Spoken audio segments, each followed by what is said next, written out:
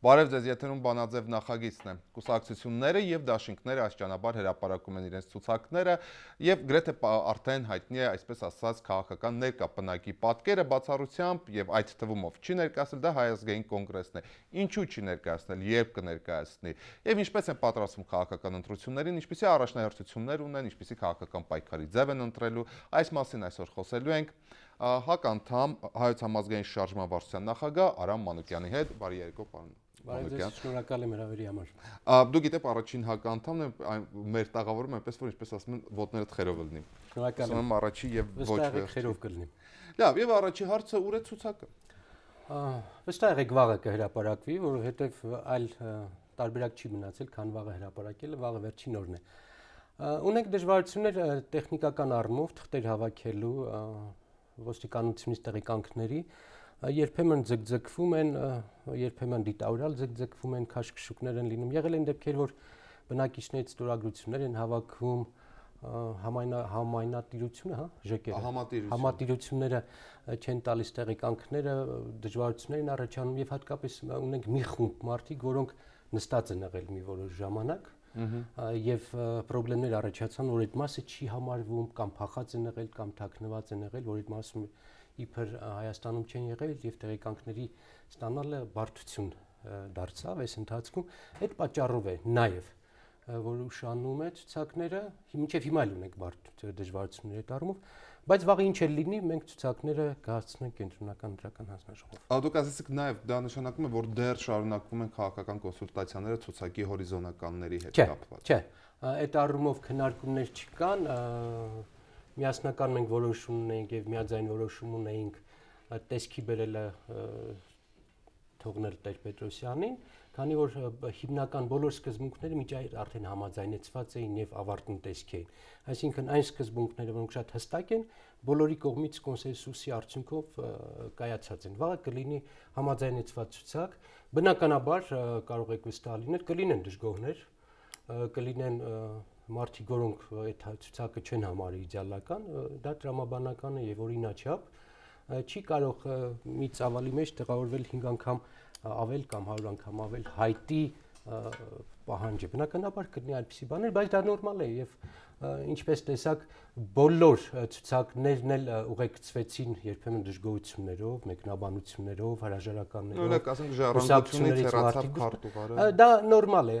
նույնիսկ կուսակցություններ են քանդվել, երկպառակտվել բոլոր անգամ քաղաքակիրթ երկրներում։ Հուսամ մեր ցուցակը այդպիսի բաների տեղիք չի տա, որովհետև սկզբունքները շատ ավելի ամուր են, շատ ավելի համաձայնեցված։ Անհատական ցուցակ չի, նա սկզբունքների համադրման ցուցակ է։ Կարծիք կա ըստ փորձագետների, որ ժառանգության եւ ազատ դեմոկրատների ցուցակը շատ ավելի գաղափարական է, նրանք լիբերալ թևի կուսակցություններ են։ Մինչդեռ ՀԱԿ-ը ընդամենը մեկ նպատակի իշխանափոխության հասնելու համար նպատակադրված, այսպես ասած, կառույց է եւ հենց դրանից են բխում ցուցակների շուրջ գոյություն ունեցող տարաձայնությունները։ Դուք համաձայն եք։ Չէ, մեր ցուցակի դժվարությունը լրիվ ուրիշ տեղ էր, որովհետեւ Հայ ազգային կոնգրեսում 14 դաշինք կազմած կուսակցություններ կան, իսկ Հայ ազգային կոնգրեսի մեջ 18 կուսակցություններ եւ լիդերների առատություններ մեր մոտ դժվարությունը կան կայացած քաղաքական լիդերներ, որոնք հասարակության կողմից այս ընթացքում ընդունված են եւ 4 տարի իրենց ուսերին տարել են շարժումը։ Դա լուրջ քանակ է կազմում։ Այդ քանակի շատություն եւ կուսակցությունների շատությունն է մեր խնդրեմը, որ այդ մարդկանց բոլոր լիդերներին, բոլոր առաջնորդներին, բոլոր ընդունված մարդկանց մի ցուցակում տեղավորեինք։ Դա է մեր հիմնական դժվարությունը։ Իսկ այն ինչ որ ասում եք մենք ունենք մի նպատակ, դա հստակ է։ Եվ ոչ մեկը չի թաքցնում, որ Հայ ազգային կոնգրեսի մեջ կան տարբեր քաղաքական թևերի ներկայացուցիչներ, սոցիալիստներից մինչև լիբերալներ, պահպանողականներ, տարբեր քաղաքական հոսանքներ կան, բայց 4 տարի մենք այդ քաղաքական ուժերի հետ մի նպատակի շուրջ ենք աշխատում, դա իշխանափոխության գաղափարն է, այլընտրանք նոր իշխանություններին մեր մոտեցումներով եւ այդ առումով փառքասու մեր թիմը մնում է նույնը, գաղափարը մնում է նույնը եւ առաջ անցնելով ասեմ, որ ազգային ժողովի ընտրություններին գնում ենք էլի այդ գաղափարով։ Գաղափարի առումով փոփոխություն չի եղել, բայց դա մեր ուզածը չի, իդեալականը չի, իդեալականը պարլամենտական ընտրություններ լինում են, երբ գաղափարներն են մրցակցում, երբ լիբերալը մրցակցում է սոցիալիստի հետ, սոցիալիստը քրիստոնեավարների, պահպանողականները, լիբերալների։ Ցավոք սրտի մենք այսօր այդ փուլում չենք, դա շքեղություն կարող էր լինել այս ընտրությունների համար, երբ գաղափարները մրցակցին։ Ես հաճույքով կուզեի լիբերալ դաշտից մեր հանդիպումը կամ իմ հանդիպումները ընտրողների հետ լինեն այս դաշտում եւ մրցակցեի սոցիալիստների հետ կամ մնացել։ Ցավոք սրտի այդպես չէ եւ ընդհանրապես քաղաքական դաշտն էլ այդպես չի։ Միայն մենք չէ, որ այդպես չենք։ Ոչ հանրապետականը, ոչ Բարգավաճը, ոչ օրինաց գաղափարական դաշտում չեն։ Այսօր Հայաստանում կա մի խնդիր։ Իշխանություն իր թևերով եւ ընդդիմություն, որը աշխատում է իշխանությունը փոխել։ Հայաստանի վիճակը այնքան լարված է, այնքան ոչ քաղաքական է, որ այդ խնդիրը դարձել է թիվ 1 խնդիր։ Թող խնդիրը սա է։ Կա Սերժ Սարգսյանն իր թիմով, որ ուզում է պաշտպանել, կա Հայազգային կոնգրես, միգուցե հետո ավելին հարձակվի, հուսամ ընդհարձակվի, որը իշխանապողության խնդիր է դնում։ Բայց մյուս կողմից ժողովրդավարության ամենատարական բաղկացուցիչներից մեկն է, որ քաղաքական փոքրամասնությունը պետք է ձգտի դառնալ քաղաքական մեծամասնություն։ Եվ ճիշտ հակառակը։ Բայց գաղափարների շուրջ։ Ես ասում եմ, ես շատ հաճույքով կուզեի այսօր վիճարկեմ լիբերալիզմի առավելությունը սոցիալիզմի առավելության հետ մեր երկրի հետագա տնտեսական, քաղաքական զարգացումների համար, բայց այսօր այդ օրը չի։ Ես թիմին քաղաքական ծրագիր չէ, որ պետք է ներկայացնեմ։ Ես ներկայացնելու եմ հիմնականում ինչով է Հայազգային կոնգրեսի իշխանության գալը նպաստավոր, ինչով է վնասակար այսօրվա իշխանության պահպանությունը։ Սա դարձել է թոփ թեմա, հասկանում եք, դա ավելի գերակա արժեք է դարձել, ավելի գերակա քննարկման թեմա է դարձել, քան դաշնակցությունն է ճիշտ է հայոց համազգային շարժումը։ 95-ին ես դաշնակցության հետ վիճարկում էի որպես գաղափարախոսություններ, որ Հայաստանի զարգացման համար սոցիալիզմը պակաս օգտակար է, քան լիբերալիզմը։ Մենք այսօր այդ դաշտում չենք պայքարում։ Սա շատ վատ է։ Վերջին 10 տարիների ընթացքում քաղաքական գործոնը ընտրապայքարում մղվել է յետին պլան։ Կա սև ու սպիտակ։ Սերժ Սարգսյանը կամ պետք է գնա, քանի որ արտագաղթ է տնտեսական ձախողումները Ղարաբաղի հարցը չի լուծվել, կամ ինքը պետք է մնա, մեզ ճնշի մարտի 1 կազմակերպի։ Դաշտը շատ է բան եղել։ Սև ու սպիտակի է վերածվել։ Այսինքն դուք ցանկանում եք ասել, որ քաղաքական պայքարը վերածվել է քաղաքական անտագոնիզմի թշնամանքի։ Համարյա այդպես, այո։ Բայց չէ՞ որ այս 4 տարիների ընթացքում անընդհատ փորձ եղավ ՀԱԿ-ի հետ երկխոսել եւ դա անընդհատ մերժվեց։ Որում կային տարբեր ձևաչափեր, ընդ որում հրավերը չէր վերաբերում միայն մարտի 1-ի գործի հետաքննությանը։ Հրավերը վերաբերում էր եւ հայ-թուրքական արձանագրություններին եւ Ղարաբաղյան հակամարտությանը, երբ նախագահ Սարգսյանը հրավիրում էր քաղաքական կուսակցություններին կոնսուլտացիաների,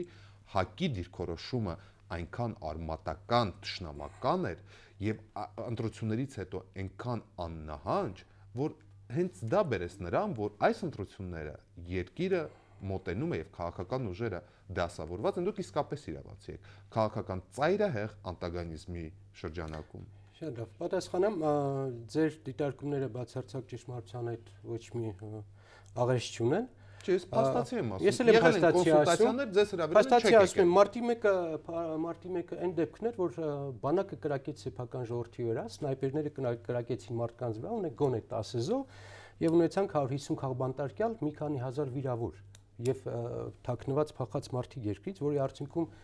տարին 65-70 հազար մարդ լքում է այս երկիրը։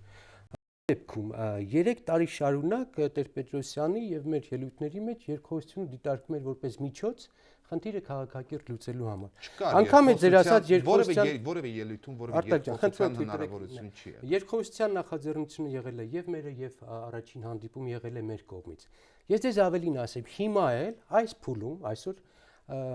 մարտի 21-ը, հա, կա հնարավորություն երկխոսելու եւ դրա միակ ճանապարհը գիտեք որն է, արդար ընտրությունները։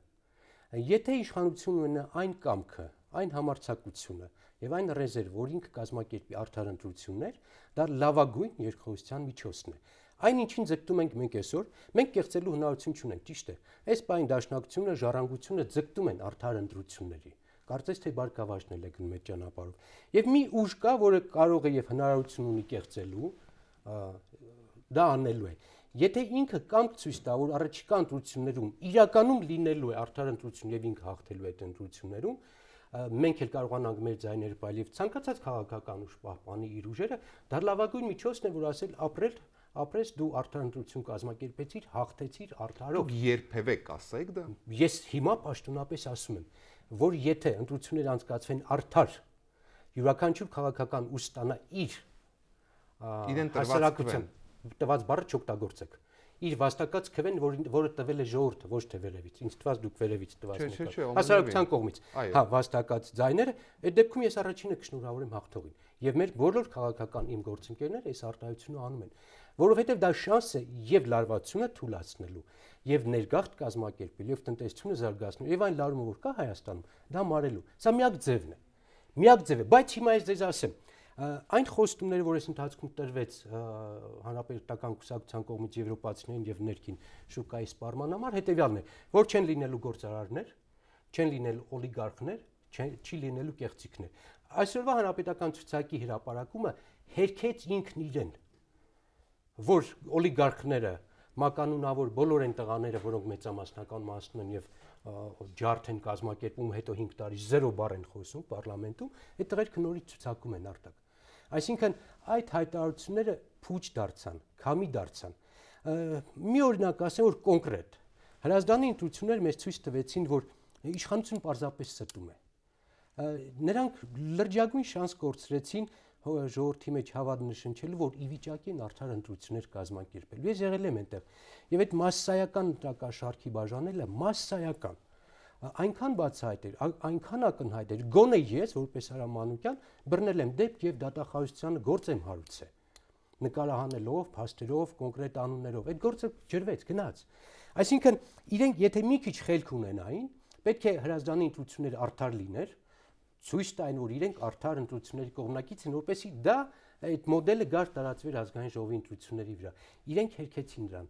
Բոլոր վիճարկեցիք այդ դեպքում Հրազդանի ընտրությունները։ Վիճարկել ենք այն դատական process-ը։ Չբողոքարկեցիք։ Դատական process նրանց առաջ էլա գնացել։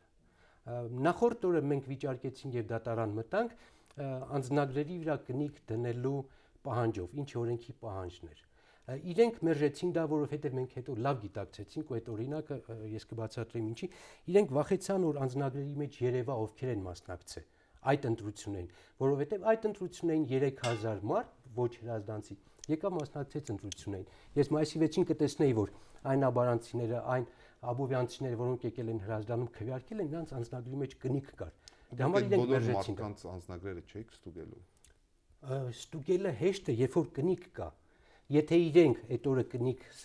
խփվեր անձնագրի մեջ։ Դե միջազգային դիտորդներն էլ են դեմ կնիկին, այնպես չէ։ Չէ, եկեք դեմը բան չանենք, օրենքի կետն է։ Այդ առաջարկը եղել է։ Չէ, մի վարք։ Արտակ ջան, ես ձեզ խնդրում եմ։ Ես խոսում եմ ընդհանրապես օրենքի կետի մասին։ Մեզ մեկնաբանություն չէ։ Օրենքի կետը նա էր, որ կնիկ լինի, որը հետո վերանա։ Հետևաբար